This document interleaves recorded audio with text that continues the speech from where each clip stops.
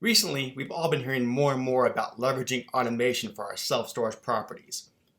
I've been transitioning some of my own third-party managed properties over to this automated model, and I would love to share with you what made these sites a successful automated self-storage business.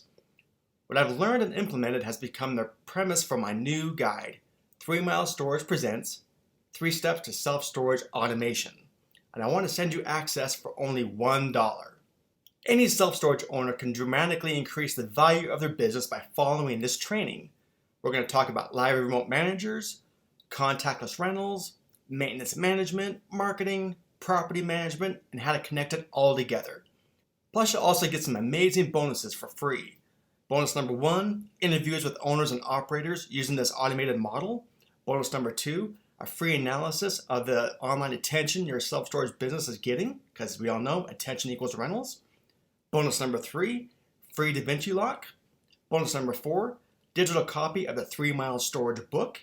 And bonus number 5, a free 30-minute one-on-one implementation call. So go to 3mileautomation.com today to unlock mind-blowing value with automated self-storage. And as another bonus for those that take action today, you'll also be invited to join me and OpenTech Alliance on a one-day self-storage automation masterclass. You don't want to miss it. Again, go to 3mileautomation.com. Hi everyone, this is Jim Ross again with the Self-Storage Show and 3 Mile Storage. We're continuing our series where we're talking with owners, operators about the unmanned automated business model. Today I got Sergio Altomare with me today. How's it going? Good, good. Thanks for having me, Jim. Yeah, I pronounced the last name right? Yeah, man, you got it. You got it. All right, cool. Yeah, well, if you don't mind, kind of give us a little bit of background on how you got into storage and what you're doing, and we'll talk more about the Sure. unmanned model here. Sure. So I'm the co-founder and CEO of Hearthfire Holdings. We're a boutique real estate investment property management syndication firm. I won't get into the detailed part of our start in it. Basically, my wife and I started investing in real estate as a side hustle back in 2012. Bought some triplexes. Quickly found access to a lot of properties. I'm a numbers guy. I'm an IT guy. So underwriting and figuring out the sweet deals is something that I got pretty good at. We transitioned or added syndication to what we do, syndicated a bunch of multifamily properties, still built up our property management business, which we still have, residential, commercial, some retail stuff.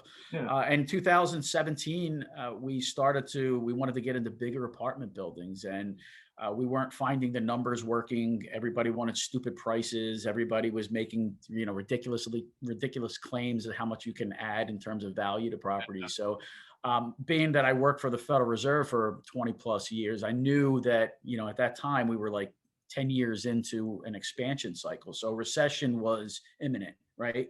So I thought, we started looking at what other asset classes can we look at, right? We can't be dormant here. Our investors want to invest. We have properties to exit, to recapitalize our investors. So through research, we landed on self-storage. I mean, self-storage was, if not the only sector that actually did well during the last financial crisis. Yep. So we said, hey, man, let's look at it. And once I started to learn that it is so much and got so much potential from a technology standpoint, which is what we're going to jump into. Yeah. I looked at it as another IT project. I mean, it's what I did for years, right? I implemented technology systems at a huge scale. So for me, when I looked at, the first property we bought in 2019, everything was paper-based, right? I mean, the guy literally had paper ledgers that were old school with debits and credits. I kid you not, I still have them. And so when we were looking at that deal, I just started drooling, right? Because I knew, the guy had a website, he didn't know how to access email, nothing. So the value there was easy. I didn't have to go renovate kitchens and baths. I had to implement technology, right? I didn't even have to change any tenants. So we bought that property. I mean, it took a little bit to get the credibility to execute a deal, but we did. It was just over 22,000 square feet with some RV parking. It was about $2 million acquisition out in the Lancaster market. bird in hand self storage if anybody's interested. And so we jumped in, implemented all of our systems. We now operate that without an on-site manager. We just closed on 3 other properties uh, the 29th of January. So all generally same market. So now we have 4 facilities, over 100,000 square feet of storage. Portfolio of almost, will be $10 million or about $15 million when all is said and done, and value. Yeah, man. And now it's all about stitching it all together and using the economies of scale and leveraging all the systems to automate the heck out of it. And yeah, man, and just keep driving and driving and driving the value. And we're not going to stop. I mean, we're still looking at the next deal. That's awesome, man. You jumped in with both feet, man. Yeah, Yeah, you man. jumped in and That's growing it. That's killer. So, yeah. I mean, go with your first site you were jumping into and you getting it. What made you first look at automated without a manager in the first place? What kind of questions were you asking yourself? So we weren't always, so COVID actually accelerated the totally unmanned thing, right? So we knew buying that facility that we were not going to need somebody there full time. I mean, they had somebody there from 7 a.m. to 5 p.m., right? We immediately, within the first 2 weeks of acquiring that facility, we had site link in place. We had a new website. We used storage for the website. We had online reservations, online move in. We had texting enabled. We had all of the mail merge forms. We had so many components in place that we knew that we can redirect a phone call anywhere, right? So we had the person that we hired. There's a lot of false starts when it came to actually employees. We had to go through a number of them before we landed on the right one. Yep. But my wife and I literally stayed there because it's about an hour and a half each way. So we started operating it, trying to learn it, staying at a Airbnb at a hotel, but that gets expensive quick. So the solution to that was, just making sure that our investors are taken care of. We went out and bought an RV, right? And I put an RV at a campground right around the corner. My wife and I just traded. You go out there a couple days, you go out there a couple days. We knew that we needed to understand and learn the business Sure. before we can kind of be as hands off. So that was it, man. My background, I have a little bit of an advantage knowing technology and systems, being able to implement it, but we were able to rock and roll pretty quickly with it. And again, you have that background, so you didn't have, quite frankly, you didn't have the fear of implementing it all No, together. not at all. One of the reasons I'm doing this is I want to kind of open it up and show people that it's not that bad. Technology No, and it's really can not. help you. You can leverage it. It's pretty easy once you kind of just open yourself up to it and just start Yeah. implementing it step by step. Yeah, and the nice thing about it is, and don't let the fact that my background was IT say, okay, well that guy, Yeah. whatever, I can do it maybe faster. However, these companies out there, and you pick them, that's what they do is self storage, right? They know the business. Yep. They have people that implement this stuff that are really good, so they walk you every step of the way. Really, it's a matter of understanding and building your tech stack, right? It's about following the customer end to end and the back end. What does the customer need to do on the front end, to all the way from looking for a unit and finding you through a Google search Okay. to reserving a unit, finding out on the back end how that's going, being ultra responsive. That's always a key part of it.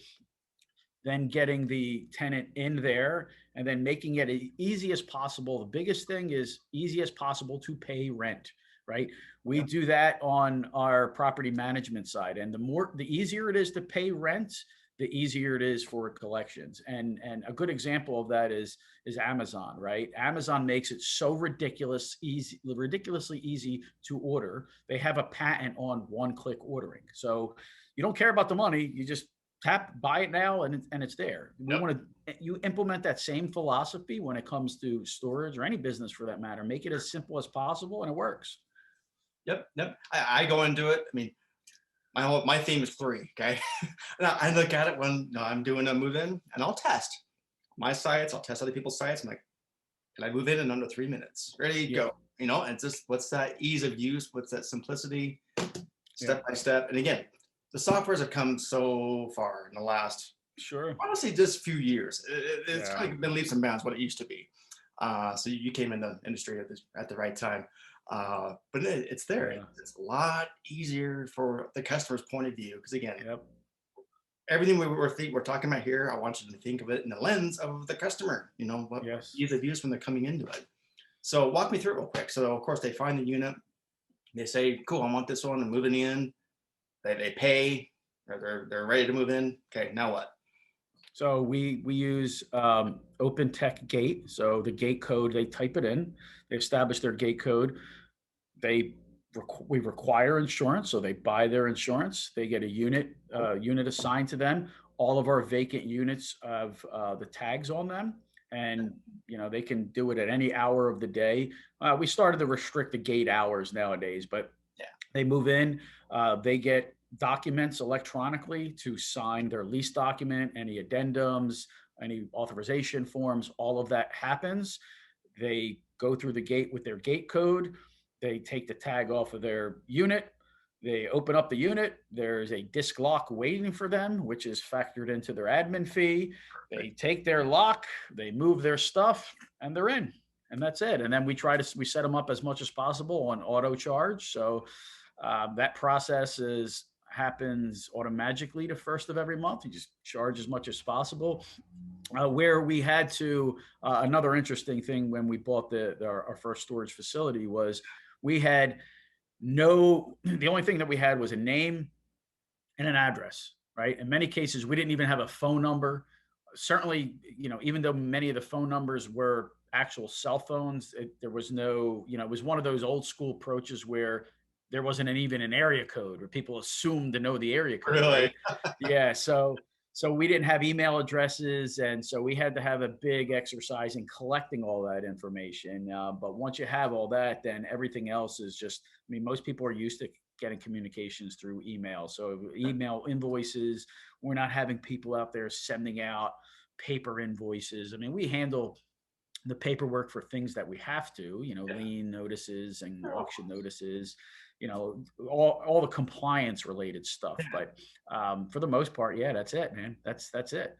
And you kind of alluded to this, but I want to kind of highlight this because it's, again, going to the customer point of view and of course the operator. We want to get as much information as possible and set ourselves up for, of course, making some more money. And what I have found talking more and more owners that when you have the system set up correctly in the move-in process, you can get those insurance automatically signups. And there's that revenue stream. Your admin fee, cool, built right in, for your lock. Yep.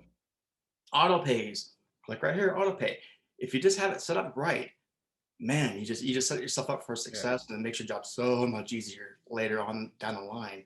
And Yeah. I just found people making more money because Yeah. it's set up, just in the moving process, and there's not that factor of negotiating back and forth of you want this, or we'll take that off. Yep. No, it's just done. Here you go. Click here. Yeah, Move on. yeah, and another a good point around that is a lot of folks that I see in the forums and a lot of conversations, they're not necessarily focused on some of the stuff in the right way. They're worried about, okay, what's the cheapest software I can implement, right? How do I cut corners here and there? It's the real estate investor that doesn't want to use a tool and uses a spreadsheet to track things, right? Well, Yeah. if you're not using the right tools, right, then you're going to be limited. So don't look at it in terms of, just pricing alone. What are the capabilities? What are the integrations, right? Because if you're going to go end to end,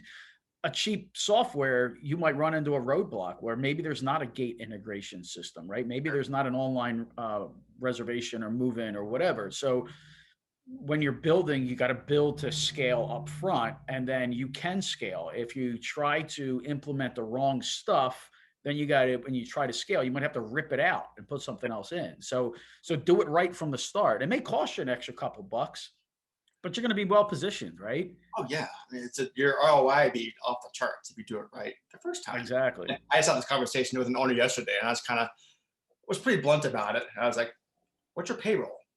Right. I just laid it out like that. Like, what's Right. your payroll Yeah. right now? And he was like 55,000. Like, okay, and just kind of laid out the grand scale. I'm like, just a percentage of that, just to Yep. get things set up. Okay, you have to do it again, and look at all this money you're saving, and then that kind of like kicked it into gear. Like, oh, okay, Yeah. now I Yeah. kind of get it. So, how do you feel? Again, maybe you haven't seen how it was before and before and after, but as far as the customer experience, do you see? This is kind of a leading question, but do you see having everything automated like that, like you have it, is a better Yeah. customer experience? Yeah. So I would say it's not only a better customer experience, it's a better customer, right? It's Nice, yeah, yeah, it's a customer that is a little bit more sophisticated. That's not knocking on a window trying to hand you a wad of cash, right? It's you don't want to be in that business, right? So somebody that, and we see this on our property management side of things as well, yeah, is if my first customer interaction is technology focused and based, well, guess what? That whole relationship is going to be that way, true, right? So if I'm going to rent online, chances are I'm going to pay online. I'm not going to sign up and go through all this thing and give you my card information and then all of a sudden expect to show up with cash every month. yeah, It just doesn't work. So what we saw is we went from a customer that would come in and want to chit chat every day and wanted to show up with and have these same wanted the handwritten receipts. We changed the relationship and we changed the habits and we yeah, trained the customer. And now every customer we don't get those customers anymore because number one is there's nowhere to walk into, right? I mean, yeah, you can show up at the office, right? But you're still going to have to call or do something online yeah, for the most part. So the whole dynamic has changed. And in any, I don't care what market you're in, um, everybody, you can go to third world countries and they have a cell phone, right? So everybody has a smartphone, everybody has the capabilities to do this. So some people think of it as, well, not in my market, people don't have computer, I got to go and post an ad in the newspaper. No, you don't. I mean, technology, certainly not in this country, right? So that is, you get through that barrier and everything else will change and people will pay more for convenience. It's simple as that. well, it's some of those limiting beliefs. That's why I'm doing this. Yeah. We're having Yeah, a conversation. exactly. That's the whole point. And you hit on it's a customer filter. You're getting a better customer. That's Yeah. fantastic. Yeah. I didn't even was even looking at it that perspective. That's a great way to look at it. Uh, Yeah, no, it's been something that it's even like I said, but even with our property management business, we've had to deal with, I wouldn't say problem tenants, but tenants that are used to a certain management style, right? If they're used to that management style, it builds a habit, right? It builds a different relationship. So you change the dynamic yep. as quick as possible. Lazy management equals lazy customers. Yeah, exactly, exactly. Yep. Yeah, See. I always use the analogy that when I lived at home, right, Yeah. and I ate and I dirtied a bunch of dishes, right, and I put them in the sink, the dish genie would magically make them clean and disappear, right? Because my mom did that, right? And when I moved out on my own, guess what? That dish ain't going anywhere until I clean it, right? So I had to build the habit of saying, okay, somebody else isn't going to do it. Same thing with a relationship. If you're late and you're habitually late and the manager lets you continue to be habitually late, well, guess what? The priority for making that payment keeps going down and down and down. So it's sticking to the policies and adhering to it, and it's keeping yourself honest, right? You don't make exceptions. You operate it as a business. It's not a hobby, right? Same thing goes when it comes to revenue management and increasing rents. And I gotta feel bad. No, it's they don't feel bad when they raise your taxes. You don't get a letter saying, please respond to this and tell us how you're going to feel about this. No, this is it, Yeah. right? It goes up. So you treat it as a business, present it as a business, it gets received as a business. Yep. Simple as that. Exactly. We got a couple more minutes here left. I want to make sure we touch upon this because I get these kind of questions a lot as well. Okay, it's automated as much as possible, getting them in, but of course you got to have the maintenance component. Sure. Cutting locks if you have to for auctions, cleaning the units. The day-to-day maintenance kind of thing. Walk Yeah. through. How do you handle that?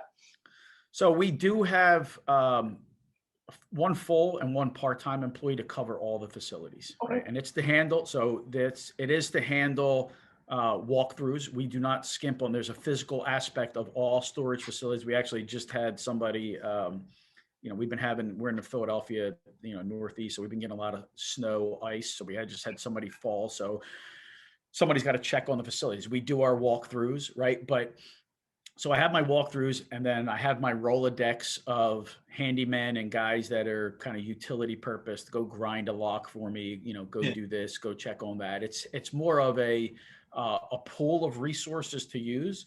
I leverage my team as more of a regional direction, and more of doing a lot of the operational stuff behind the scenes and less physical. I mean, there are some occasions where somebody wants to make an appointment and go see a couple units and whatever, and we will entertain that. Yeah. So there's no big deal there. But yeah, I always have to. You can't be.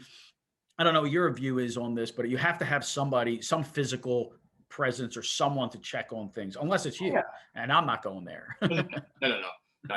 And that's why I bring it up, because that is when I say unmanned, I hate that term because it's not unmanned, but that's just what a lot of people can relate to when we're talking about this. But no, you got to have the Yeah, main component. Yeah, you got to have that. right. It's unmanned in a sense that your business isn't tied to people facilitating a transaction, but it is managed, right? I mean, everything has to be there. If you don't, then you're going to end up with potentially operating a homeless shelter and not a storage facility, right? Yep. So Yep. so you have to, yeah, but you can have controls, right? So the controls that we've been learning and putting in place to make the walkthroughs quicker, more efficient, tags on empty units, just things that make it so when my employees go and doing that walkthrough, they could get it done faster and cover more properties. Yep. If I didn't have 4 properties, I wouldn't need somebody full time, Sure. by any Yeah. stretch of imagination. And then a lot of the other stuff is what they're doing is behind the scenes, and tweaking pricing and watching competition and doing some of the things that we haven't yet found how to automate. But you're always going to need some people involved. Yep. Okay, exactly. It's all about efficiencies here. So that's what we're talking. Yeah. Well, this has been great, Sergio. Thanks so much for taking the time. It's been a great conversation. I'm sure a lot of people got value out of listening to this. Yeah, man, it was great to be on here. It's a fun subject, and I appreciate all that you're doing with it. And not sure where this is all going to be posted, but you'll people be able to find me. I mean, my website is hfireholdings.com. You can look me up on LinkedIn, Sergio at hfireholdings.com. And I love this stuff. So anything I can do to help you, anybody, your audience, love it. Cool. Perfect. All right. Well, thank you so much. We'll talk to you later, man. See ya. Thanks, man. See ya. Cool.